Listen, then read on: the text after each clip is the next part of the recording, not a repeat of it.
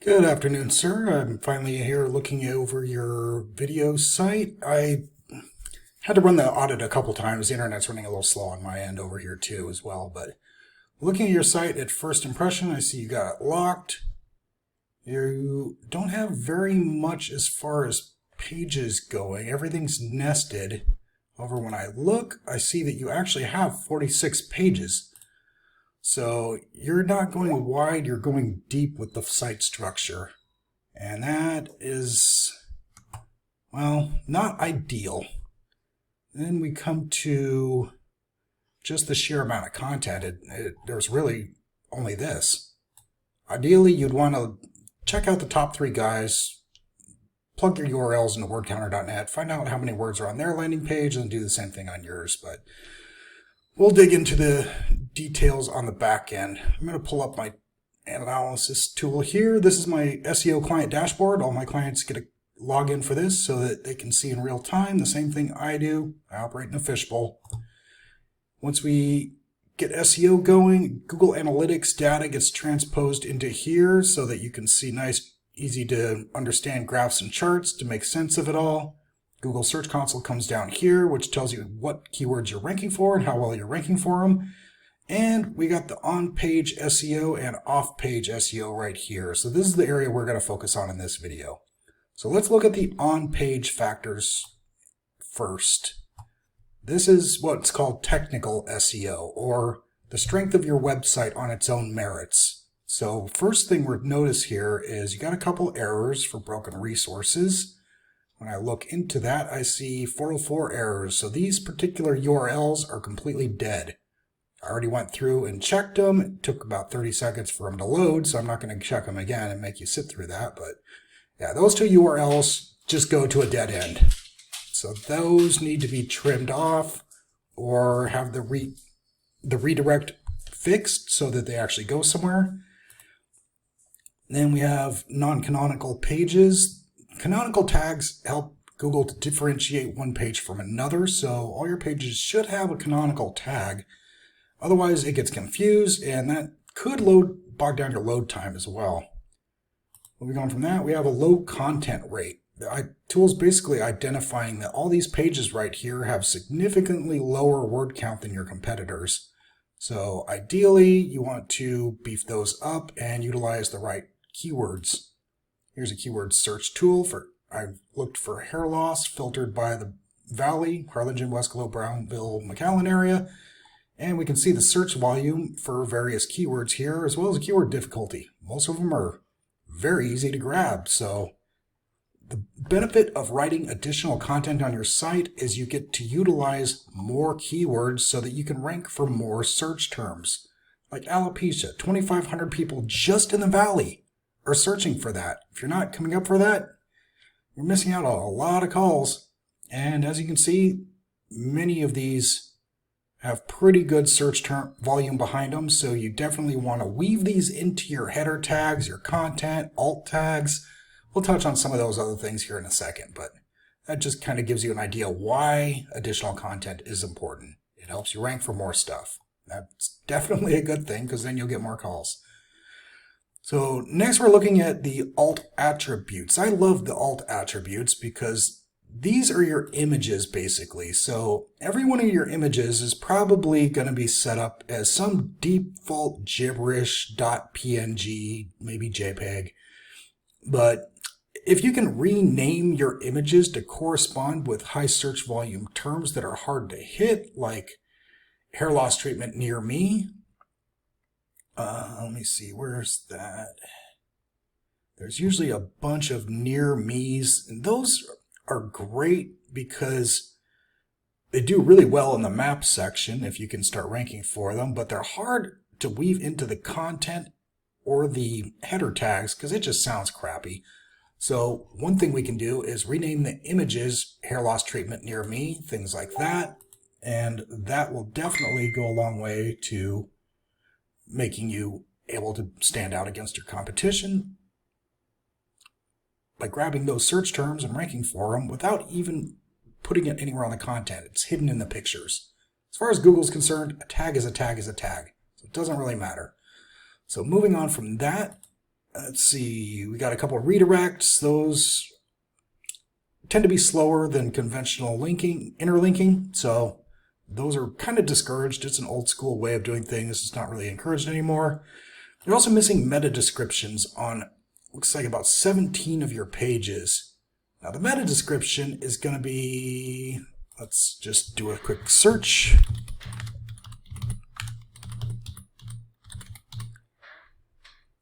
Yeah, see, when it automatically starts filling in, you can see hair loss treatment for women, for men, near me. Those are all things you want to grab because Google's automatically filling it in. So people are just going to grab one of those and stop typing. So you can see RGV Rejuvenate right here is number 1. And I think this is you down here, number 3. All right. And you can see I'm like right here in the blue. So that's why it's grabbing those 3. They're the closest. Proximity is a big factor. But as far as meta tags go, here's your title tag, and here's the meta tag. So the meta tag is where you have just a short little snippet area to say who you are, what you do, and why people should visit your website. Try and describe, every page needs its own unique meta tag to describe that page. So you have a very short space to say what that page is about, and if you at all possible, try and squeeze some of those keywords in there. Sorry, I was reading that while talking. See how they have hair loss treatment near you in their meta tag? They're coming up because it's almost an exact match to the search term. So by doing that, I usually encourage people when they have their H1 tag on one of their service pages, weave that into the URL structure, weave that into the meta tag, maybe slip it into the variations of the near me's, into the alt tags, and do a little keyword research, find the keyword variations on that major search term, and work those into your H2s and H3s on the page. That way you're hammering it from so many angles you can't miss. That's how you move the needle. Force it. Frames are used also. That's a little old school, not really used much anymore. A couple pages have duplicate meta tags, which somehow you have more than one meta tag on a page. That seems a little interesting. So these particular URLs have overlapping meta tags, and that's confusing the hell out of Google. So that definitely needs to get fixed. It can also screw up your load time because Google's trying to figure out what page to bring up, because nothing's canonically tagged, the meta tags are duplicated, some are missing, and that's going to help hurt you a little bit. Short title's a little subjective. I've never seen it cause any problems, really. Slow load page load. 18 of your pages are taking, well, your contact form's taking half a minute. That's going to kill your sales. Hair loss therapy, 29 seconds. As you can see, I got the load time for every one of your pages listed here. None of them are very good, so we definitely want to fix that. We can look at fixing all these technical issues and see where you stand, and if it's still too slow, we can even migrate it over to HawkHost in Dallas. I've never had any problems with them. They load fast, they load good and smooth, and I can give you an example of that after this. So let's press on here. You also have render blocking resources set up, so pages are being blocked from being indexed, and that's no good. You want Google to index your site. You want it to look over your site and grab all the keywords off your site so that it can rank you for the right terms. And with these being blocked, also, this test can also fail if you don't have canonical tagging set up. So again, the lack of canonical tagging could be the reason why you're failing on these particular pages, and it thinks that they're just being blocked. It's being blocked internally by Google because they can't figure out which page is which. It's stupid, but it's a technical thing. Let's see. Low word count. Again, I don't know. I've already harped on it. When I build a website, I like to use the landing page. I like to structure it kind of like a speech. The landing page, you tell them what you're going to tell them. So you do a little snippet about your bio, a little snippet about your various services, and a little call to action, maybe some social proofs, reviews, testimonials, and then a contact form at the bottom. So everything's in one place, and it all interlinks back to the respective page that they're talking about. Like if you're talking about one of your services, you want a button right there so that people can click it and go right to that page. If they have to hunt for the button, they're clicking away. So don't do that. That'll kill your CTR rate. But not harsh on that too much. Let's move on. I got too much to cover here. Page contains render blocking resources. We touched that. High wait time. Again, same things there. Either compress your images, fix these technical issues with your tagging, and re-index it through Google Search Console. Then we can see where you're at, and then, if necessary, migrate it over to a different host. You may have this on a server somewhere in Bulgaria, for all I know.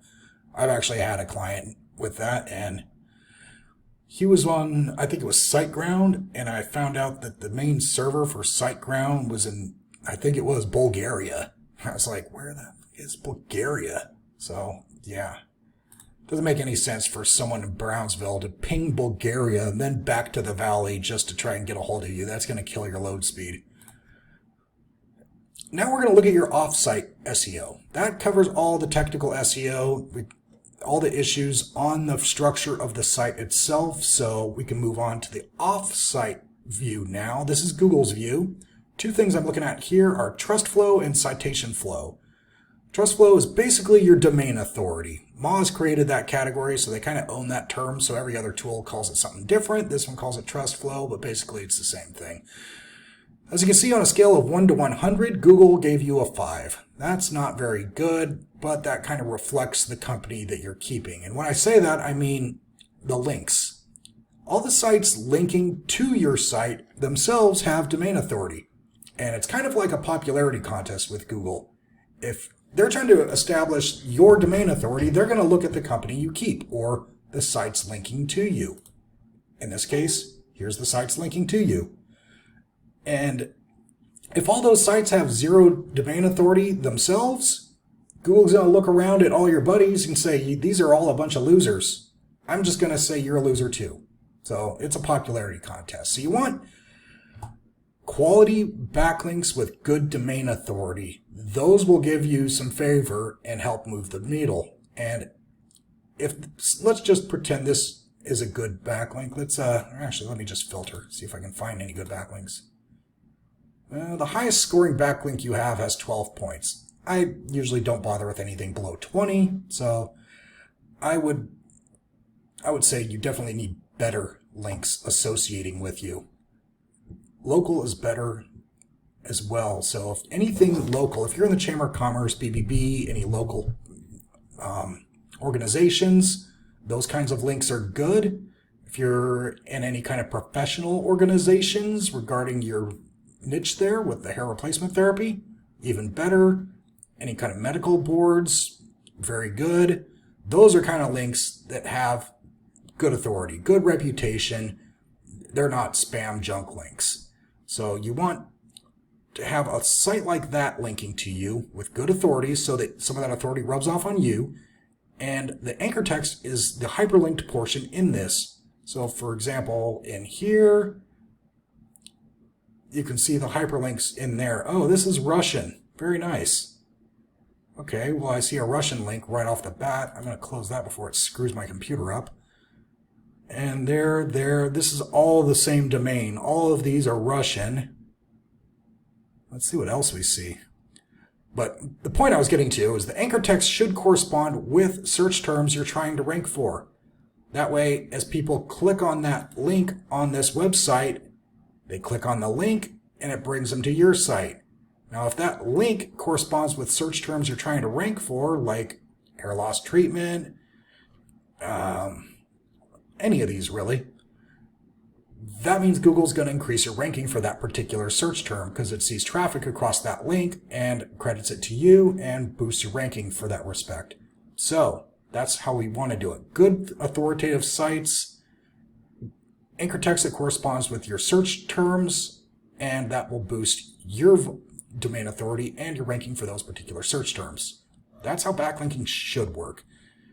I already found a couple Russian ones. Let me take a look a little further. Go down. Okay, I see some German. Ja, sprechen Sie Deutsch. And let me see what else we see. Uh-oh, I see Mandarin. So here's some Chinese links for you. Those are definitely going to hurt you. And here's even Indian. And French. And more Mandarin. What else?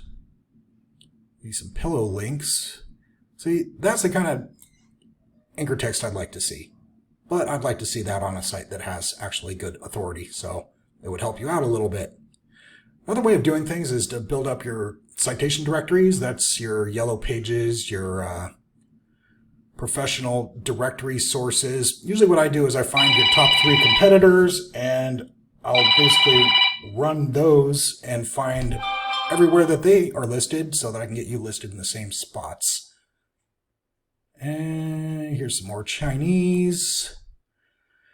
So yeah, in summary, I'm going to say first things first, we have to get the engine of your vehicle running first. That would be the site itself.